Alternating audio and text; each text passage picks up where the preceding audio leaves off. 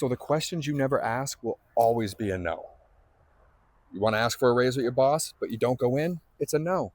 You're trying to partner with somebody in a business deal, you don't ask, it's a no. For me, if I don't start reaching out to people about my business, I will never know and it will be a no. So what I've been doing is reaching out to big influencers, medium influencers, and people just starting out. Why am I doing that? Because I got to get the word out.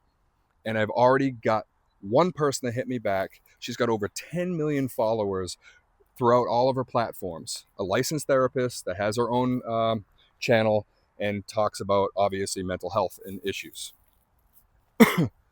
She recognized that we're trying to help people at BYOB in a little bit more of a unique way about building confidence before we do the inner work. So most people start there on the couch, do the inner work.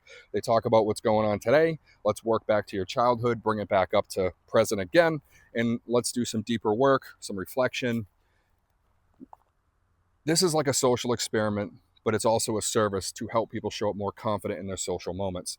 The idea is if we can help somebody build their confidence, would it kind of loop back to the inner work and help them show up more confident to do the inner work on themselves, almost like a spark, right? Because if you boost your confidence, you become more confident, you're feeling a lot better. And that could definitely help with low self-esteem, social anxieties, because what is confidence? It is building the evidence, right? You're stacking up evidence by doing different things, showing up in different moments, accomplishing things, which is showing you proof. And that's going to be confidence. That's how you're going to know you can do it. And knowing that, like believing that, is confidence. That's what confidence is. People think that people are just born with it. Now, I'm not saying some people aren't naturally more confident, but that can be by a lot of environmental or issues like going on around them, their personal life, what have you, but it's because there's evidence stacked up. That's not going to change.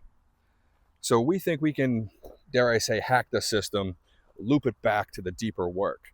And like I said, she recognized that. She sent me an email back.